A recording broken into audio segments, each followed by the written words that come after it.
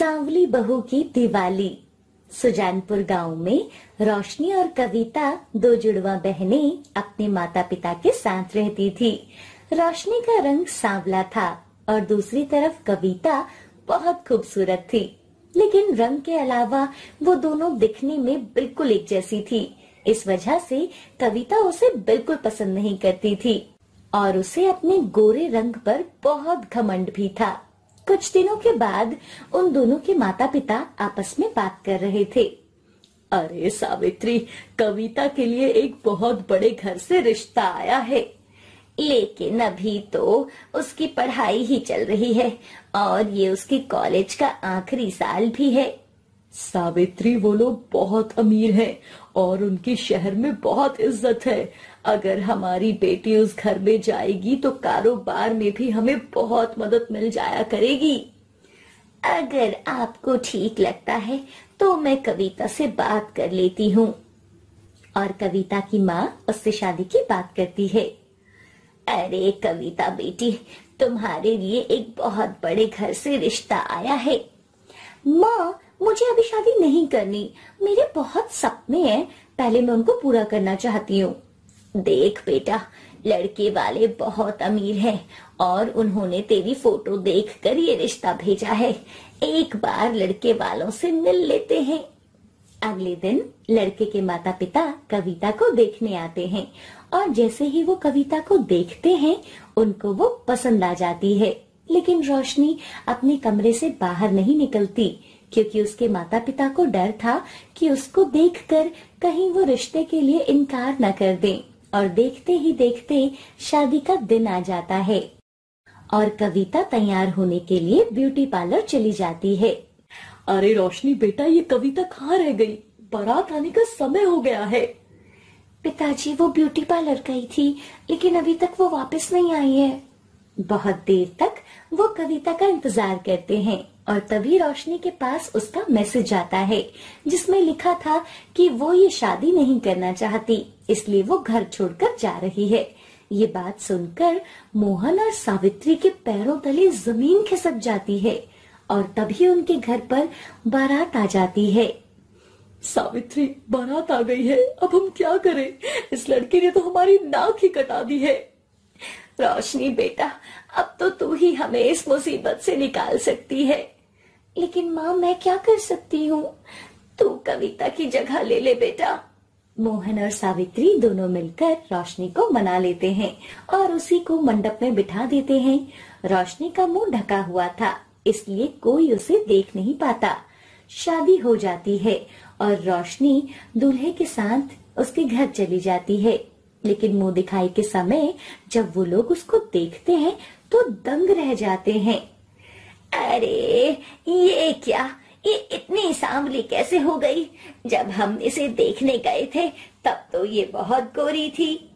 उनके सभी रिश्तेदार उसे देखकर यही बोलते हैं। अरे सरला, लड़की का रंग तो बहुत सांवला है, लगता है लड़की वाले ने तुम्हें बहुत दहेज दिया होगा जो तुमने अपनी बेटी की शादी इससे कर दी। रोशनी के सास ससुर बहुत शर्मिंदा होते हैं और उनके सभी रिश्तेदार वहां से चले जाते हैं। रात को राहुल रोशनी से पूछता है, कविता, मैंने जब आपको देखा था तो आपका रंग तो बहुत गोरा था, लेकिन अब ये इतना सांवला कैसे हो गया? आपने मुझे मेरे रंग की वजह से पसंद किया है क्या? देखो देखो, ऐसी बात नहीं है, रंग से ज्यादा इंसान की सोच साफ होनी चाहिए। राहुल की ये बात सुनकर रोशनी उससे बोलती है, मैं आपको अपने बारे में कुछ बताना चाहती हूँ। मैं कविता नहीं हूँ, उसकी जुड़वा बहन रोशनी हूँ। और वो राहुल को सारी बात बता देती है। उसकी बात सुनकर राहुल को बहुत बड़ा झटका लगता है और उसे बहुत गुस्सा भी आता है, लेकिन वो समझ गया था कि इसमें रोशनी की कोई गलती नहीं थी। देखो रोशनी, ये बात माँ और पिताजी को पता चलेगी तो वो पता नहीं क्या करेंगे, इसलिए ये बात सिर्फ तुम्हें और मुझे ही पता होनी चाहिए। लेकिन रोशनी के सांवले रंग की वजह से राहुल की माँ सरला उसे बिल्कुल भी पसंद नहीं करती थी और कुछ ही दिनों के बाद दिवाली आने वाली थी। बहू, कुछ दिनों में दिवाली आने वाली है, इसलिए घर की पूरी सफाई करनी होगी। ठीक है माँ, मैं रामू काका के साथ मिलकर पूरा घर साफ कर लूंगी। अरे घर के सभी नौकर दिवाली की छुट्टी मनाने के लिए गए हुए हैं, इसलिए अब घर के सभी काम तुम्हें ही करने होंगे। ठीक है माँ जी, मैं सब काम कर लूंगी। सरला मन ही मन सोचती है, देखती हूँ अकेले ये कितना काम कर पाती है। दिवाली आने तक रोज अब इससे ही काम करवाऊंगी।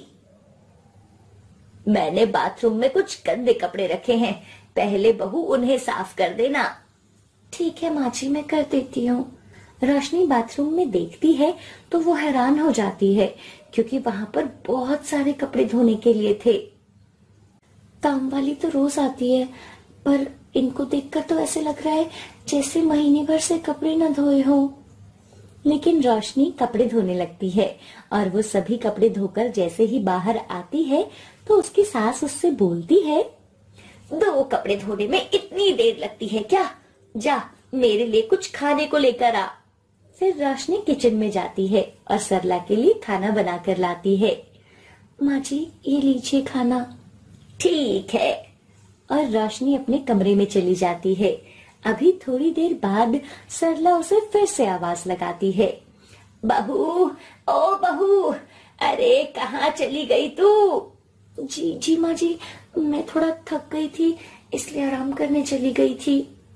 अरे इतनी जल्दी थक गई तू? अभी तो घर का बहुत सारा काम पड़ा हुआ है। और सरला उससे शाम तक कोई न कोई काम करवाती रहती है और काम करके रोशनी अपने कमरे में चली जाती है। शाम होने पर राहुल अपने पिता के साथ घर वापस आता है। राहुल की माँ राहुल को हमेशा भड़काती रहती थी, लेकिन राहुल जानता था कि उसकी माँ रोशनी को बिल्कुल पसंद नहीं करती। कुछ दिनों के बाद दिवाली का दिन आ जाता है। रोशनी पूरे घर को बहुत सुंदर तरीके से सजाती है और शाम होने पर माँ लक्ष्मी और गणेश जी की पूजा करते हैं। रात को सभी आतिशबाजी देखने के लिए छत पर जाते हैं, लेकिन जब सरला छत पर जाने के लिए सीढ़ियाँ चढ़ती है तो उसका पैर अचानक से फिसल जाता है और वो सीढ़ियों से नीचे गिर जाती है। अरे माँ, गिर गई। उसके चीखने की आवाज सुनते ही रोशनी भागी भागी बाहर जाती है और सरला को नीचे गिरा देख वो राहुल को आवाज लगाती है, राहुल जी जल्दी आइए, मम्मी जी गिर गई है। और वो लोग उसे हॉस्पिटल लेकर जाते हैं। घबराइए नहीं, अब सब कुछ ठीक है। राहुल और रोशनी सरला से मिलने अंदर जाते हैं, लेकिन अभी सरला बेहोशी की हालत में थी। रोशनी, तुम घर जाओ, मैं यहीं रुकता हूँ। नहीं राहुल, पहले माँ जी होश में आ जाएं, उसके बाद ही मैं घर जाऊंगी। सरला आंखें बंद करके उनकी सारी बात सुनती रहती है और उसको मन ही मन बहुत दुख होता है कि वो रोशनी के रंग की वजह से उससे बहुत नफरत करती है। मेरी बहू तो लाखों में एक है और मैं इसको कितने दुख देती रहती हूँ। और सरला होश में आ जाती है। उन दोनों को वो अपने गले से लगा लेती है। बेटी कविता, मुझे माफ कर दो, मैंने हमेशा तुम्हारे रंग की वजह से तुम्हारा बहुत अपमान किया है। माँ, पिताजी, मैं आप दोनों को कुछ बताना चाहती हूँ। और रोशनी उन दोनों को अपनी सारी सच्चाई बता देती है और राहुल भी उसका पूरा साथ देता है। राहुल और रोशनी का एक दूसरे के प्रति प्रेम देखकर वो उसे माफ कर देते हैं और सरला उनके साथ घर आ जाती है और वो बहुत धूमधाम से दिवाली मनाते हैं। रामपुर नामक गांव में मदन नाम का एक गरीब कुम्हार अपनी पत्नी सुमन और बेटी पिंकी के साथ रहता था। मदन मिट्टी के बर्तन बनाकर उन्हें बाजार में बेचा करता था। बर्तन बेचकर वो जो कुछ कमा पाता था उसी से वह अपने परिवार का पेट पाल रहा था। एक दिन मदन और सुमन दोनों बात कर रहे थे। सुमन, कुछ ही दिनों में दिवाली आने वाली है, इसलिए हमें अब पहले से ज्यादा दिए बनाने चाहिए। जी, क्या फायदा इतने दिए बनाने का? लोग इन मिट्टी के दियों को लेते कहाँ हैं? जब से मार्केट में ये विदेशी दिए और लाइट्स आई हैं, तब से लोग मिट्टी के दिए जलाते ही नहीं हैं। कह तो तुम सही रही हो, लेकिन हम इसमें और क्या कर सकते हैं? हम तो दिए ही बना सकते हैं। देखते हैं इस दिवाली हमारे दिए बिक पाते हैं या नहीं। तभी उनकी बेटी पिंकी वहाँ आ जाती है। पिताजी, इस दिवाली मुझे नई ड्रेस और पटाखे चाहिए।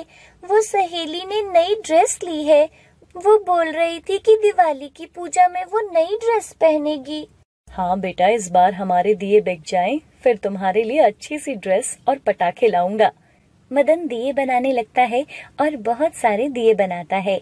अगले दिन मदन जल्दी उठकर सारे दिए अपनी ठेली पर रखकर बेचने चला जाता है।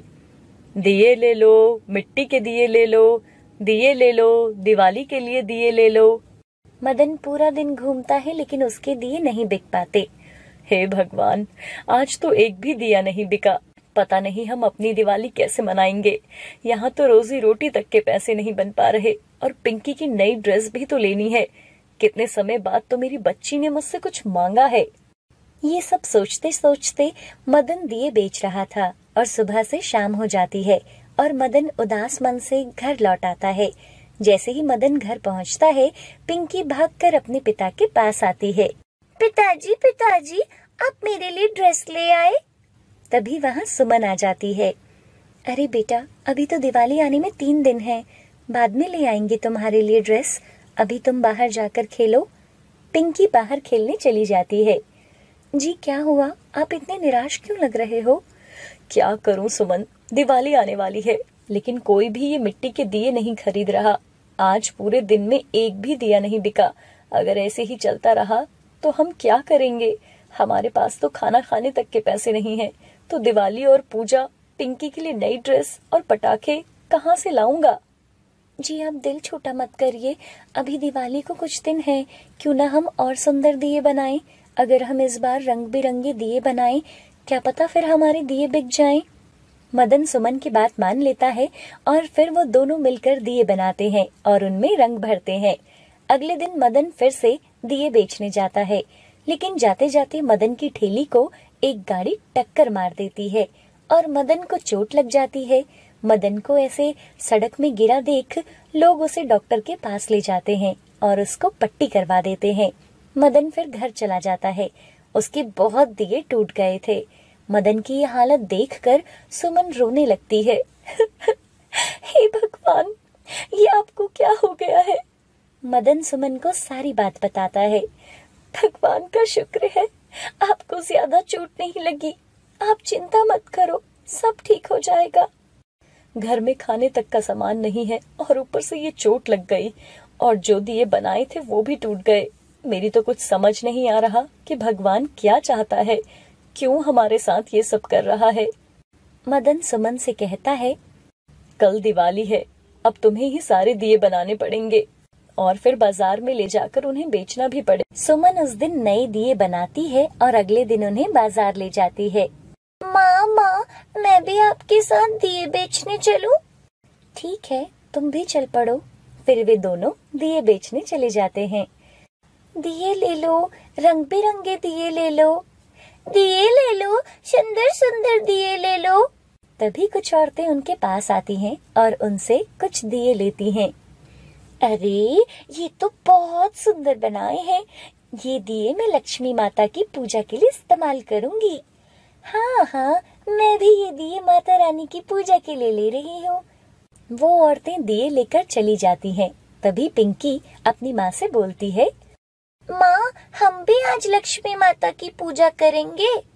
बेटा, पूजा करने के लिए पूजा का सामान चाहिए और हमारे पास तो इतने पैसे भी नहीं हैं कि हम आज का खाना भी पेट भर के खा सकें।